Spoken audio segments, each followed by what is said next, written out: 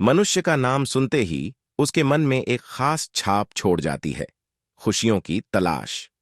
हम सभी अच्छे होने की कोशिश में लगे रहते हैं, लेकिन कई बार इस खोज में हम खुद को खो देते हैं।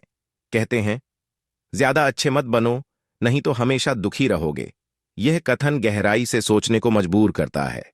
हमारी सोच और समाज में बढ़ती रेस जीवन में खुशियों की जगह तनाव और चिंताओं को बढ़ावा देती जा रही है। इसी बीच जब हम अपने आप को बेहतर बनाने के लिए प्रयासरत रहते हैं, तो कभी-कभी हम अपनी खुद की खुशियों को भूल जाते हैं। यहाँ व्यक्ति अपने अच्छाई की सीमा में रहकर खुशियों को कैसे बरकरार रख सकता है, इस पर विचार करना महत्वपूर्ण होता है। जीवन में अच्छाई की मात्रा को निर्धारित करना बहुत जरूरी है। हर चीज में अधिकता बर्बादी की ओर ले जा सकती है। अगर हम अधिकता की ओर बढ़ते रहेंगे तो हमें अपनी असली खुशी से दूर होते जाना पड़ सकता है। अच्छाई और खुशियां दूसरों के साथ साझा करने में होती हैं, ये तो सबको पता है। लेकिन यहाँ एक सीमा है जहां हमें खुद के लिए समय निकालना चाहिए। अपने अंदर की खुशियों को महसूस करना और उन्हें बढ़ावा देना बहुत जरूरी है।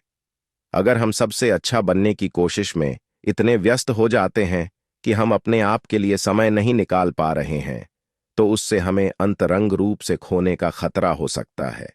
एक स्थिर और संतुलित जीवन जीने के लिए हमें अपने अंदर की सुख शांति को महसूस करने की क्षमता को बढ़ावा देना चाहिए।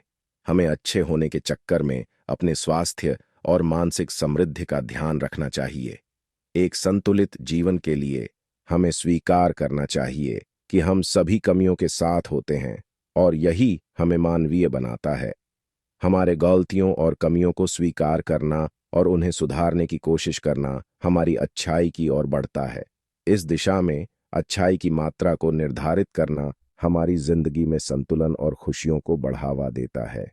अच्छे बनने का मतलब यह नहीं कि हमें हमेशा सबसे ऊपर होना चाहिए, बल्कि हमें सबसे अच्छा व्यक्ति बनने की बजाय संतुलन और समृद्धि की दिशा में आगे बढ़ना चाहिए।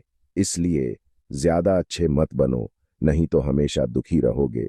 यह कथन हमें याद रखना चाहिए। हमें खुशियों को महसूस करना सीखना चाहिए और अपने जीवन को संतुलित बनाने के लिए समय निकालना चाहिए। अच्छाई में सीमा बनाकर हमें सच्ची खुशियों का अनुभव करना चाहिए। चलिए अब एक कहानी से इसे समझते हैं। जमाने के किसी एक छोटे से गांव में एक छात्र रहता था जिसका नाम था रामू। रामू एक उत्साही और जिज्ञासु छात्र था जो हमेशा नए ज्ञान की तलाश में रहता था। उसे जीवन के बारे में अधिक सीखना था। एक दिन उसने गांव के बुजुर्गों में एक बड्ढे बोध गुरु के बारे में सुना। उसका नाम था गुरुदेव। रामू ने तत्पश्चात उससे मिलने का निर्णय किया। वह गुरुदेव के पास पहुंचा और उनसे ध्यान की खोज में राह दिखाने की प्रार्थना की। गुरुदेव ने रामू को देखकर उसकी उत्सुकता देखी और उसे एक कहानी सुनाने का निर्णय किया। गुरुदेव ने कहा, एक बार एक शिक्षार्थी ने अपने गुरु से पूछा कि वह ज्ञान की दिशा में आगे कैसे बढ़ सकता है। गुरु ने उसे एक छोटी सी पूर्णिमा की रात की कहानी सुनाई। वह रात काफी तारों से भरी थी और शिक्षार्थी ने अपने गुरु से पूछा कि क्या उसे तारों की जरा सी सीख मिल सकती है।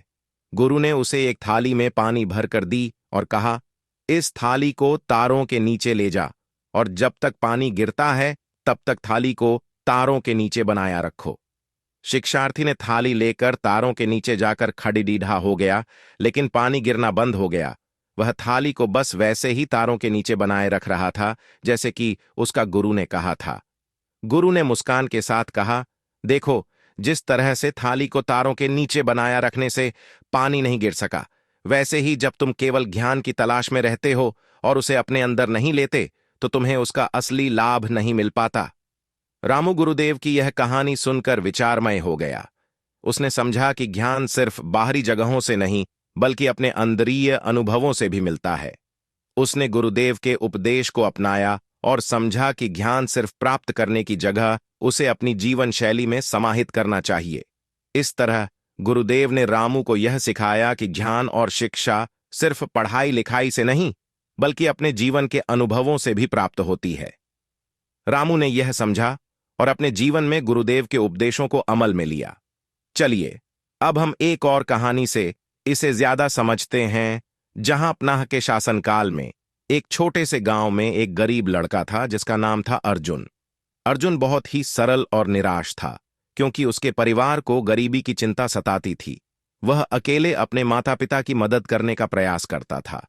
एक दिन गांव में एक बड्ढे संत महात्मा आए और वे गांव के लोगों को धार्मिक उपदेश देने के लिए आए थे। अर्जुन ने उन्हें देखकर उनके पास जाकर एक सवाल पूछा, महात्मा जी, क्या आप मुझे वह राह बता सकते हैं जो मेरी गरीबी को दूर कर सके? महात्मा ने अर्जुन के चेहरे की तकलीफ देखी और उसे अपने साथ चलने के लिए कहा। वे दोनों गरीबी और संतोष के बारे में चर्चा करने लगे। महात्मा ने अर्जुन को एक बड़ी सी थैली दी और कहा, अर्जुन, तुम्हें इस थैली को गांव के हर घर में जाकर भरना है, लेकिन ध्यान रखना कि इसमें कुछ भी केवल एक चीज ही डालनी है। अर्जुन चकित था कि इस बड़ी सी थैली में कुछ डालने का कैसे संभव हो सकता है। फिर भी वह महात्मा की बात मान गया। अर्जुन थैली लेकर गांव में घूमता रहा, लेकिन वह सभी घरों में थैली भरकर लौट आया और थैली में कुछ नहीं डाला। महात्मा ने उससे पूछा, क्या हुआ अर्जुन, क्यों तुमने कुछ नहीं डाला? अर्जुन शर्माते हुए जवाब दिया, महात्मा जी, थैली में कुछ नहीं डाल सका क्योंकि उसमें जगह ही नहीं थी। महात्मा ने मुस्कान के साथ कहा, देखो अर्जुन, जब तुमने थैली में कुछ नहीं डाला क्योंकि उसमें जगह नहीं थी, वैसे ही जब तुम्हारे मन में संतोष नहीं होता तो समृद्धि और खुशियां भी नहीं हो सकती। गरीबी नहीं, संतोष ही वो धन है जिसे हम सभी की सच्ची धन्यता होती है। अर्जुन ने महात्मा के उपदेश को समझा और उसने समझा कि संतोष ही वह अमूल्य धन है जो हर व्यक्ति को सच्ची खुशियों तक पहुंचा सकता है। उसने संतोष को अपने जीवन का मूल मंत्र बनाया और उसने दिखाया कि गरीबी के बावजूद भी संतोष का महत्व कितना अद्भुत होता है। इस कहानी से हमें यह सीख मिलती है कि हमारी खुशियां और संतोष हमारे अंदर हैं। जब हम संतोष से भरे होते हैं तो हम अपने जीवन को संतुलित और खुशहाल बना सकते हैं। अच्छाई का माप न केवल दूसरों के साथ बल्कि अपने अंदरीय शांति और संतोष से भी होता है। इसलिए हमें सबसे अच्छे बनने की जगह संतोषपूर्ण और संतुलित जीवन जीने का प्रयास करना चाहिए। अपने अंदर की खुशियों को महसूस करने का समय निकालना जरूरी है ताकि हम हमेशा खुश और प्रसन्न रह सकें। इसी खोज में रहते हुए हम सच्ची खुशियों को जी सकते हैं और अपने जीवन को अनमोल बना सकते हैं।